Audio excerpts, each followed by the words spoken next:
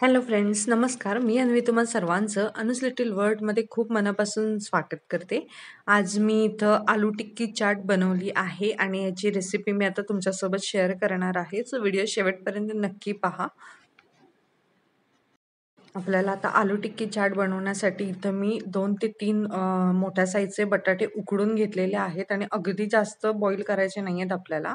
आणि त्यानंतर आपल्याला हे असं खिसून घ्यायचं आहे बटाटा. स्मॅश पण करू शकता, पण स्मॅश केल्यावर मॉइश्चर जास्त पकडतं. सो आपण असं ग्रेट करून घ्यायचं आहे, खिसून घ्यायचं आहे व्यवस्थित. आता इथं मी 2 माणसांच्या हिशोबाने मी इथं 3च बटाटे घेतलेले आहेत. तुम्ही जशी माणसं असतील, म्हणजे जेवढी माणसं आहेत तुमच्या घरात, किती खाणारी असतील त्या हिशोबाने तुम्ही बटाटे इथे ॲड करू शकता. इथं 2 ते 3 शिट्ट्यामध्येच फक्त बटाटा आपल्याला बॉईल करून घ्यायचा आहे. जास्त बॉईल करायचा नाही, जेणेकरून त्यामध्ये पाणी राहणार नाही.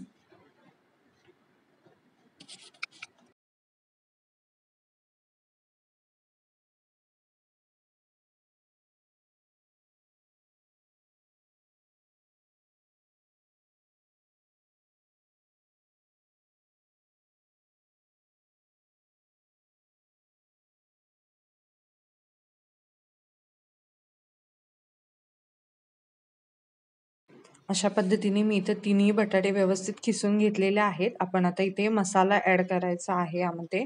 इथं मी 2 चमचे लाल तिखट मसाला ॲड केला आहे. तुम्ही 2 ते 3 चमचे तुमच्या टेस्टनुसार ॲड करू शकता. त्यानंतर मी 1 ते 1.5 चमचा होईल एवढी धने जिरा पूड ॲड केली आहे.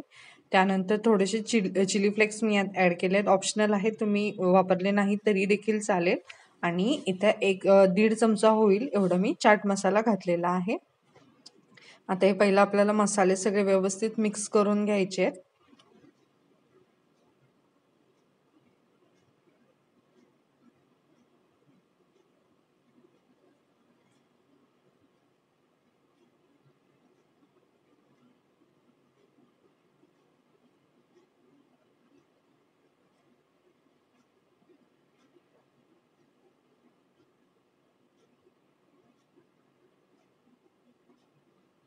व्यवस्थित मिक्स करून घ्यायचं, म्हणजे मसाला व्यवस्थित सगळीकडे लागला पाहिजे.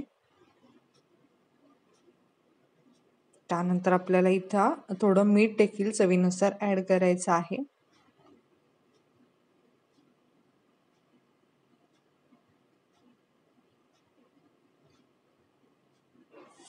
आता मीठ घालून सुद्धा आपल्याला हे व्यवस्थित एकदा मिश्रण मिक्स करून पिठाचा जसा गोळा आपण मळतो तसं आपल्याला हे मळून व्यवस्थित घ्यायचं आहे.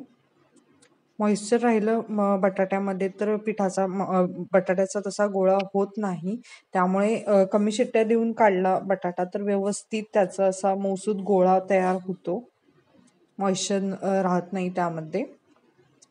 हे व्यवस्थित पाहू शकता, खूप छान पद्धतीने असा डो असा तयार झालेला आहे. आता आपल्याला याच्या टिक्की करून घ्यायच्या आहेत.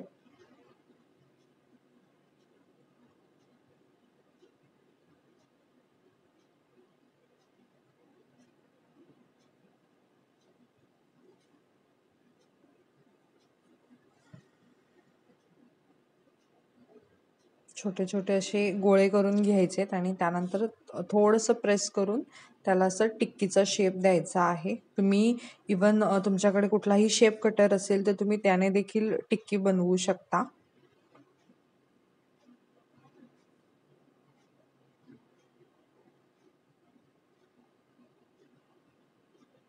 व्यवस्थित संपूर्ण साईडने प्रेस करून असं घ्यायचंय.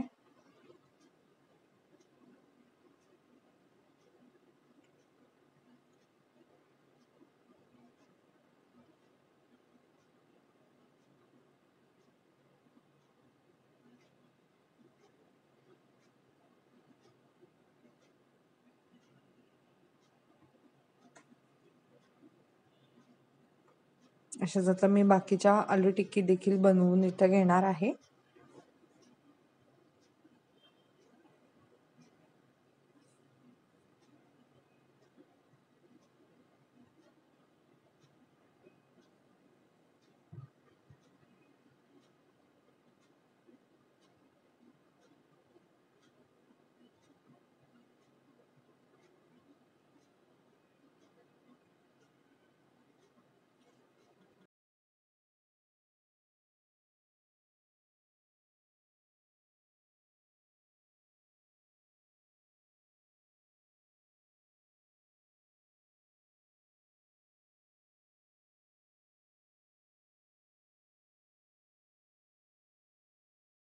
इथे सगळे आलू टिक्की बनवून तयार आहेत. आता पुढची प्रोसेस, इथं मी थोडंसं कॉर्नफ्लॉवर घेतला आहे, अगदी थोडं घ्यायचं आहे आणि यामध्ये या ज्या आलू टिक्कीज आहेत त्या आपल्याला मस्त कोट करून घेऊन एक 15 ते 20 मिनिटासाठी फ्रीझरमध्ये ठेवायचं आहे. जास्त कॉर्नफ्लॉवर लावायचं नाही. माझ्याकडनं थोडंसं जास्त झालं होतं, त्यामुळे कॉर्नफ्लॉवर अगदी बेतानच अगदी थोडंसं पुसून घेण्यापुरतं असंच लावायचं आहे. कॉर्नफ्लॉवर ऐवजी तुम्ही तांदळाचं पीठ देखील वापरू शकता. सगळ्या टिक्कीज अशा व्यवस्थित कोट करून घ्यायच्या आहेत. दोन्ही साईडने व्यवस्थित असं कोट झाल्यानंतर एका प्लेटमध्ये ट्रान्सफर करून दुसऱ्या प्लेटमध्ये ट्रान्सफर करून आपल्याला फ्रीझरमध्ये 15 ते 20 मिनिटासाठी हे ठेवून द्यायचं आहे, जेणेकरून ते व्यवस्थित सेट होतं आणि तेल खराब होत नाही.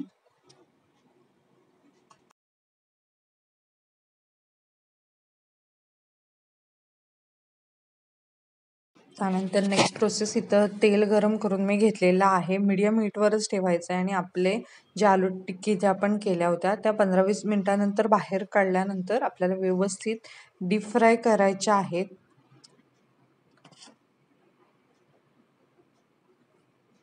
दोन्ही साईडने व्यवस्थित खरपूस अशा आपल्याला या भाजून घ्यायच्या आहेत.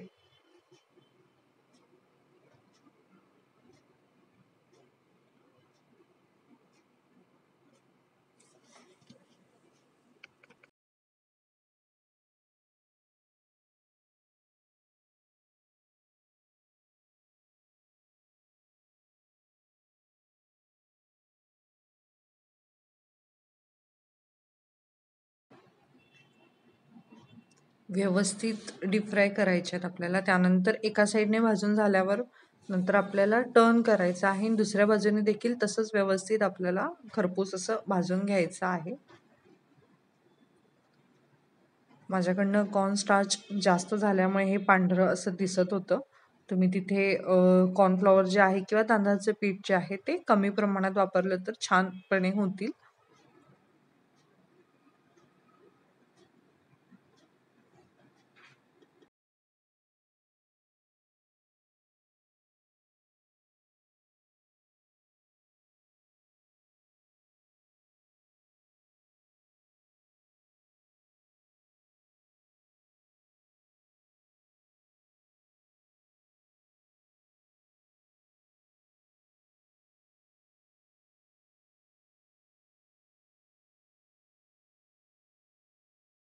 अशाच मी सगळ्या बाकीच्या आलू टिक्कीज देखील फ्राय करून घेणार आहे.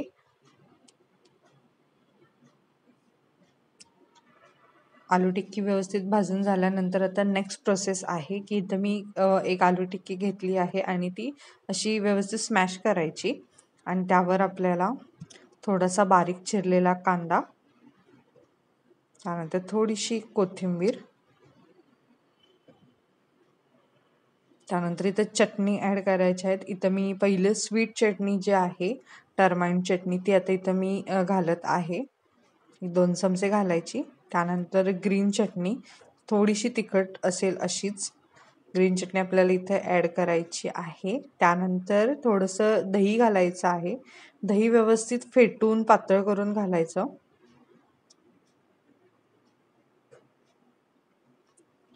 त्यानंतर पुन्हा एकदा वरून थोडासा बारीक चिरलेला कांदा, थोडासा चाट मसाला देखील आपण इथे घालायचा आहे. त्यानंतर इथं बारीक शेव आपल्याला वरनं घालायचा आहे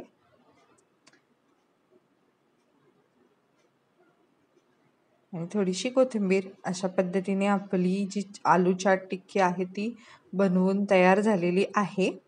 तुम्हाला माझी आजची रेसिपी कशी वाटली हे मला कमेंट करून नक्की सांगा आणि सोबतच माझा व्हिडिओ आवडला असेल तर चॅनलला लाईक, शेअर, सबस्क्राईब देखील करायला विसरू नका. धन्यवाद.